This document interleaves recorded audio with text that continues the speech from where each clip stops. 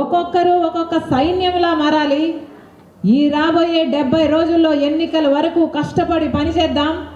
ప్రతి ఇంటి గడప ఎక్కుదాం, ప్రతి తలుపు తడదాం, ప్రతి ఒక్కరిని కలుద్దాం, ఎంతమందితో వీలైతే అంతమందితో మాట్లాడదాం, ఎన్ని సంఘాలను వీలైతే అన్ని సంఘాలను టచ్ చేద్దాం. ఇది మన వాస్తవ పరిస్థితి అని వాళ్ళకి ఎక్స్ప్లెయిన్ చేద్దాం.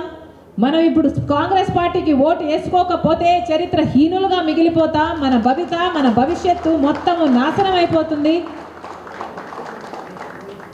ఇవన్నీ మనం ప్రజలకు వివరించాలి, కష్టపడి పని చేయాలి. బూత్ లెవెల్లో కూడా ఎక్కడెక్కడైతే మండల లీడర్లు ఉన్నారో, ఎక్కడ ఏ లెవెల్లో కాంగ్రెస్ పార్టీ నాయకులు ఉన్నారు, ఒక్కొక్క బూత్లో కనీసం మనకు 10 మంది అయినా ఉండాలి అని గట్టిగా అనుకొని మీ ఊర్లలో మీ స్థానాలలో గట్టిగా పని చేయండి.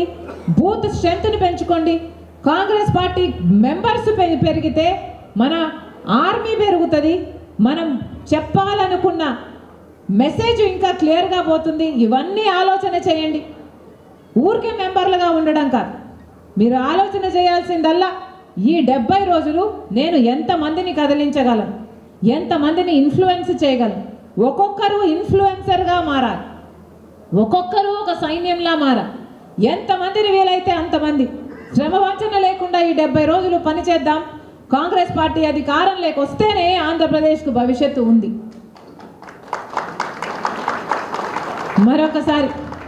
మరొకసారి ఇంతమందిగా వచ్చారు. రాజశేఖర రెడ్డి బిడ్డను చూడాలి, కొత్త పిసిసిని ఆశీర్వదించాలి, కలిసి పని చేయాలి, కాంగ్రెస్ పార్టీని బలపరచాలి, రాహుల్ గాంధీని ప్రధానమంత్రిని చేసుకోవాలి. ఇంతమందిగా తరలి వచ్చారు. మరొకసారి ఎంత ఉత్సాహంగా ఇక్కడికి వచ్చారో అంతే ఉత్సాహంగా ప్రజలలోకి కూడా వెళ్ళాలి. అంతే ఉత్సాహంగా ప్రతిరోజు ప్రజల మధ్య ఉండి పని చేయాలి.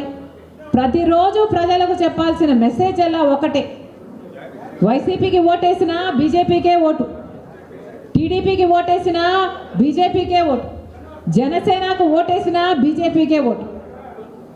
ముగ్గురికి తేడా లేదు. ఏ 3 పార్టీలలో ఏ పార్టీకి ఓటేసినా ఆ ఓటు పడేది మాత్రం బీజేపీ ఖాతాలో. ఇది ప్రజల్లోకి గట్టిగా తీసుకువెళ్ళాలి.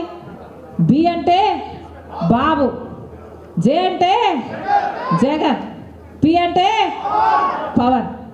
మిగతా దేశమంతా బీజేపీకి వేరే అర్థం ఉండొచ్చు, కానీ ఆంధ్ర రాష్ట్రంలో మాత్రం బీజేపీ అంటే బాబు, జగన్, పవన్, వేరే అవసరం లేదు.